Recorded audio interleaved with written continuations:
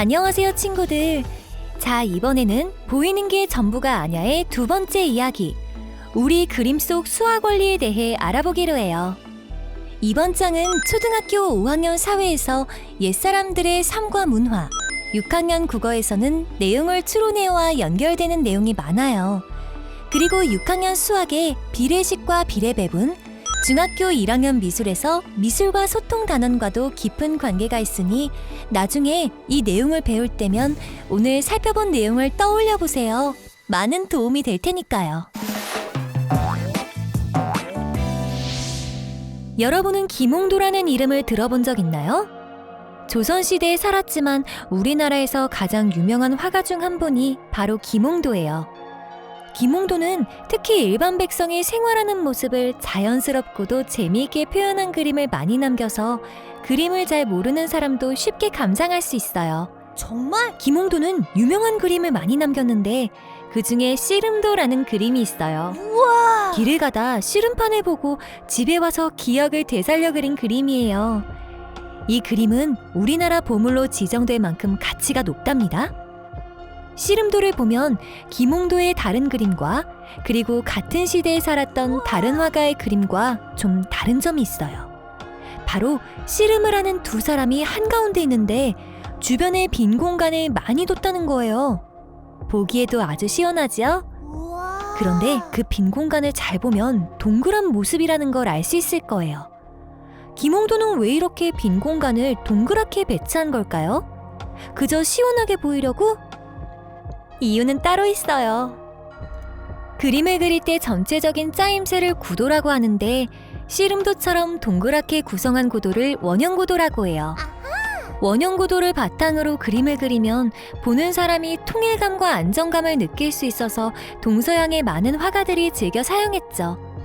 서양의 유명한 르누아르의 그림에서도 원형구도가 잘 표현될 정도로 말이에요. 원형구도 말고도 씨름도에는 수학적인 비밀이 숨어 있어요.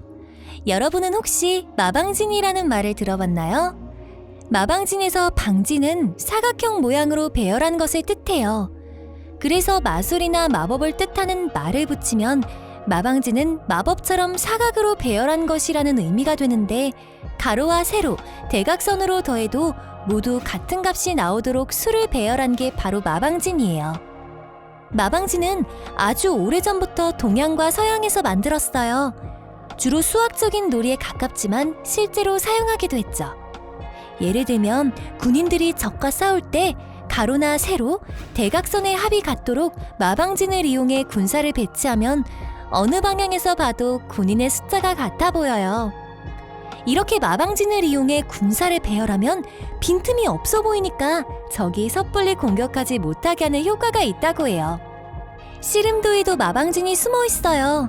비록 숫자로 드러내지는 않았지만 그림에 나오는 사람의 수로 교묘하게 마방진을 숨겨놓은 거예요. 그림을 잘 보세요.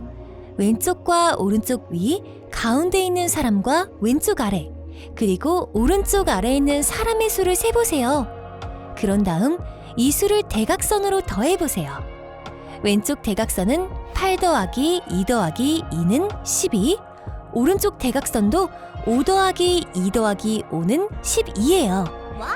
이렇게 씨름도에 숨어있는 마방진은 왼쪽과 오른쪽 대각선의 합이 같은 마방진이에요. 이렇게 X자 모양으로 사람의 수가 같은 마방진은 원형구도와 함께 그림의 균형을 안정적으로 잡아주는 역할을 한답니다. 김홍도와 함께 조선시대 그림의 쌍벽을 이룬 사람은 신윤복이에요. 그의 작품 중에서 아름다운 여인을 그린 미인도에도 수학이 숨어 있어요. 김홍도와는 조금 다른 수학, 바로 황금 비율이죠. 그림에서 파란색과 붉은색으로 표시된 부분을 잘 보면 1대 1.6의 비율로 이루어졌어요. 이 비율을 바로 황금 비율이라고 해요. 가장 아름다운 비율이라는 뜻이죠. 대박! 황금 비율은 서양의 미술에서도 옛날부터 많이 사용됐어요. 유명한 다빈치의 비트루비안 맨이라는 그림에서도 발끝에서 배꼽대, 발끝에서 머리끝은 1대 1.618이에요. 황금 비율이란 거죠.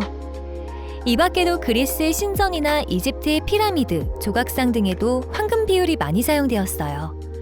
우리가 사용하는 복사용지나 교통카드 같은 것도 모두 황금 비율로 이루어져 있어요. 그만큼 보기에 좋기 때문에 널리 사용하는 거랍니다. 이제 책에 나오지 않지만 알아두면 피가 되고 살이 되는 내용을 더 살펴볼까요? 정말 궁금하다. 앞에서 말한 마방지는 서양 그림에서도 나타나고 있어요.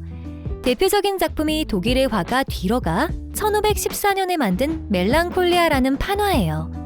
멜랑콜리아는 우울하다는 뜻인데 그림을 보면 잘은 몰라도 우울해 보이죠? 어쩜 좋아. 그런데 이 그림 오른쪽 위에는 마방진이 나타나 있어요. 김홍도처럼 숨겨놓은 게 아니라 대놓고 보여준답니다. 우와. 이 그림의 마방진은 김홍도의 마방진보다 훨씬 복잡하고 정교하게 이루어져 있어요. 가로, 세로에 각각 4개씩 모두 16개의 칸이 있는데 여기에 1부터 16개의 수를 넣은 거예요. 이 마방진은 가로와 세로 그리고 대각선으로 수를 더하면 모두 34가 됩니다. 모두 다른 숫자로 합이 같게 나오다니 무척 놀랍지요? 대박. 이것뿐만이 아니에요. 뒤러의 마방진에는 각 부분의 합이 같은 곳이 여기저기 많이 숨어 있어요. 이 그림을 보세요. 왼쪽과 오른쪽 그림에서 파란색으로 표시된 수의 합은 모두 같아요. 가로, 세로나 대각선이 아닌데도 말이죠. 이 그림도 마찬가지예요. 파란색 부분은 모두 합이 같답니다. 자세히 보면 서로 대칭되는 부분에서 합이 같은 곳을 더 많이 찾을 수 있어요. 이 그림처럼 말이죠. 이런 예는 너무 많아서 지금 친구들에게 모두 보여주기 힘들어요. 무려 58가지나 되거든요. 그것도 지금까지 찾아낸 게 58가지이지 그게 전부가 아닐지도 몰라요. 대박. 친구들도 한번 찾아보세요. 오케이. 뒤러가 이 판화를 만든 건 1514년이라고 해요. 혹은 뒤러가 사랑했던 어머니가 돌아가신 해라는 말도 있죠. 그래서인지는 확실하지 않지만 마방진 맨 아래 칸 가운데에는 15와 14가 있어요. 이 둘을 나란히 놓으면 바로 1514가 된답니다. 레알? 어때요? 동서양의 미술 작품에 이런 수학이 숨어 있다니 놀랍지 않아요? 이렇게 화가들은 자기의 작품을 통해 아름다움뿐만 아니라 다른 메시지를 숨겨놓는 경우가 많답니다.